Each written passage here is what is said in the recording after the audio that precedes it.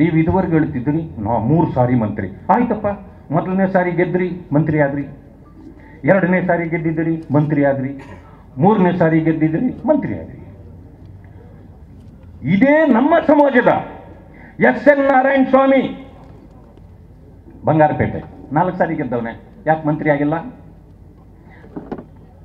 ಪ್ರಸಾದ್ ಅಬ್ಬಯ್ಯ 3 ಸಾರಿ ಗೆದ್ದವನೇ, ಯಾಕೆ ಮಂತ್ರಿ ಆಗಿಲ್ಲ ಇದುವರೆಗೆ? ಶಿವಣ್ಣ ಆನೇಕಲ್ 3 ಸಾರಿ ಗೆದ್ದವನೇ, ಯಾಕೆ ಮಂತ್ರಿ ಆಗಿಲ್ಲ? ಇದು ನರೇಂದ್ರ ಸ್ವಾಮಿ 3 ಸಾರಿ ಗೆದ್ದ, ಮಂತ್ರಿ ಯಾಕೆ? ಯೋಗ್ಯರಲ್ವಾ ಅವರು? ಇದೇ ಸಮಾಜದವರಲ್ಲ. ಅಜಯ್ ಸಿಂಗ್ ಕೂಡ ನಿಮ್ಮಷ್ಟ ಗೆದ್ದವರಲ್ರಿ. ಅವರಪ್ಪ ಇದ್ದಿದ್ರೆ ಬಿಡ್ತಿದ್ರ? ತುಳಿದು ಬಿಸಾಕೊಟ್ರಲ್ರಿ ಅವ್ರನ್ನ. ಅಜಯ್ ಸಿಂಗ್ನ ತುಳಿದು ಬಿಸಾಕಿದ್ರು. ಹಿಂಗೆ ಎಷ್ಟೋ ಜನ ತುಳಿದ್ರಿ, ನಮ್ಮನ್ನ ತುಳಿದ್ರಿ. ಆಯ್ತಾ? ನಾನು ಬಹಳ ಗೌರವದಿಂದ ಹೇಳ್ತೇನೆ ಸರ್, ನನ್ನ ರೆಸಿಗ್ನೇಷನ್ ಯಾಕೆ ಸರ್? ನಾನೇ ಜಾಬ್ಸ್ ನ ಕ್ರಿಯೇಟ್ ಮಾಡಿ ಬಾಸ್ ಆಗ್ಬೇಕು ಅಂತಿದ್ದೀನಿ. ಹೇಗೆ? Boss Vala B the boss.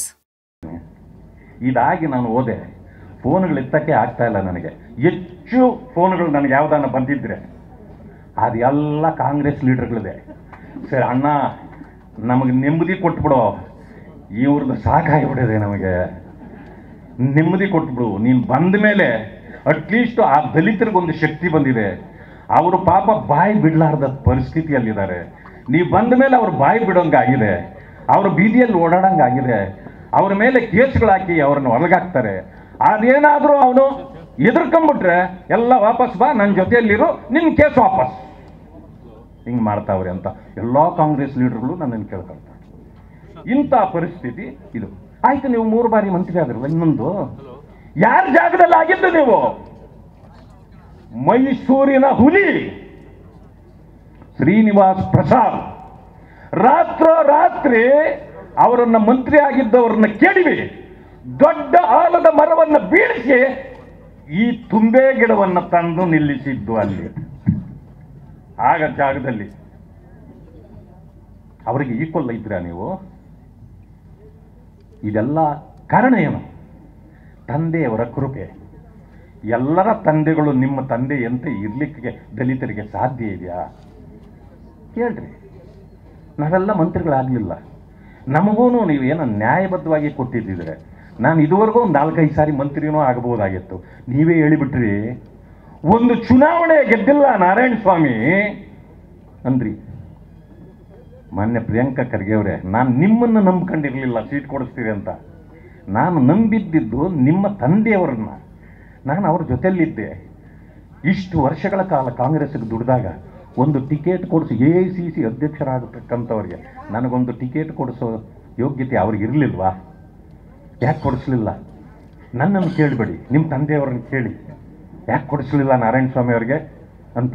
ಹಂಗಿದ್ದ ಮೇಲೆ ನೀವು ಟಿಕೆಟೇ ಕೊಡದೆ ನನ್ನನ್ನು ತುಳಿದು ಆಚೆ ಕಳಿಸೋರಿಗೆ ನಾನು ಎಲ್ಲಿ ಗೆಲ್ಲಕ್ಕೆ ಸಾಧ್ಯ? ನಾನು ನಿಮಗೆ ಹೇಳ್ತೇನೆ, ನೀವು ಕೊಡೋಕ್ಕಾಗಲಿಲ್ಲ, ಹೋಗ್ಲಿ ಬಿಡಿ.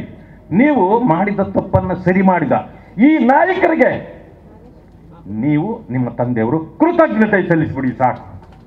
ಈ ನಾಯಕರಿಗೆ ಕೃತಜ್ಞತೆ ಸಲ್ಲಿಸ್ಬಿಡಿ ಸಾಕು.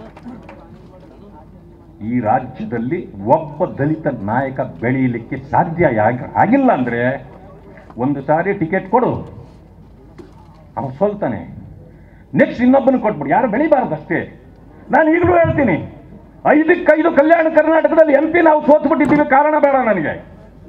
ಹೆಚ್ಚು MLAಗಳು ಕಾಂಗ್ರೆಸ್ ಗೆದ್ದಿದೆ, ಆದರೆ 8 ರಿಸರ್ವ್ ಕಾನ್ಸ್ಟಿಟ್ಯೂನ್ಸಿಗಳಿವೆ. ಯಾಕೆ ನಿಮ್ಮ ಆ ತಂಗಡಿಗೆ ಒಬ್ಬರು ಬಿಟ್ಟುಬಿಟ್ರೆ ಅವರೇನೋ ಸ್ವಂತ ಶಕ್ತಿಯಿಂದಲೇ ಏನೋ ಗೆದ್ಕೊಂಡ್ಬಿಟ್ರೆ ಅದೇನೋ ಆಯ್ತು ಬಿಡಿ. ಈ ಭಾಗದಲ್ಲಿ ಪೂರ್ತಿ ಅವರೊಬ್ಬರು ಬಿಟ್ಟರೆ ಗೆದ್ದಿರೋದು ಒಬ್ಬರೇ ಪ್ರಿಯಾಂಕಾ ಖರ್ಗೆ. ಇನ್ಯಾರು ಗೆಲ್ಲಬಾರ್ದು, ಅವರೊಬ್ಬರೇ ಗೆಲ್ಲಬೇಕು, ಅವರೇ ಮಂತ್ರಿ ಆಗಬೇಕು ಅನ್ನೋದು ನಿಮ್ಮ ಉದ್ದೇಶ. ಹೋಗ್ಲಿ, 50-60 ವರ್ಷದಿಂದ ನೀವು ಯಾರಿಗಾದ್ರೂ ಇನ್ನೊಬ್ಬ ದಲಿತನಿಗೆ ಅವಕಾಶ ಕೊಟ್ಟಿದ್ದೀರಾ? ದಲಿತರಲ್ಲ ನಿಮ್ಮ ಮನೆ ಗುಲಾಮರು ಅನ್ಕೊಂಡಿದ್ದೀರಾ? ನನಗೆ ಮಾಡಿದ ಅನ್ಯಾಯ ನನ್ನ ಸಮಾಜಕ್ಕೆ ಮಾಡಬೇಡಿ. ನನ್ನ ಸಮಾಜದ ಜನ ಬೆಳಿಬೇಕಾಗಿದೆ, ಅವರಿಗೆ ಶಕ್ತಿ ಕೊಡಬೇಕಾಗಿದೆ. ಈ ಕೆಲಸ ನಿಮ್ಮಿಂದ ಮಾಡೋಕ್ಕಾಗಲಿಲ್ಲ ಅಂದ್ರೆ ಪರವಾಗಿಲ್ಲ, ನಮ್ಮವ್ರಿಗೆ ದೋಖ ಮಾಡಬೇಡಿ. ಆ ಕೆಲಸ ಮಾಡಲಿಕ್ಕೆ ಬಾಬಾ ಸಾಹೇಬ್ ಅಂಬೇಡ್ಕರ್ ಅವರು ನನ್ನಂತ ಅನೇಕರನ್ನ ಸೃಷ್ಟಿ ಮಾಡಿದ್ದಾರೆ ಸಮಾಜದಲ್ಲಿ. ನಾವು ಮಾಡ್ತೇವೆ. ನನ್ನ ಉಸಿರಿರುವವರೆಗೆ ನನ್ನ ಸಮಾಜಕ್ಕೆ ನಾನು ದ್ರೋಹ ಮಾಡೋದಿಲ್ಲ. ಎಲ್ಲರ ಧ್ವನಿಯಾಗಿ ನಾನು ನಿಲ್ತೇನೆ ಅಂತಕ್ಕಂಥ ಮಾತನ್ನ ಇವತ್ತಿನ ದಿವಸ ಹೇಳ್ತೇನೆ.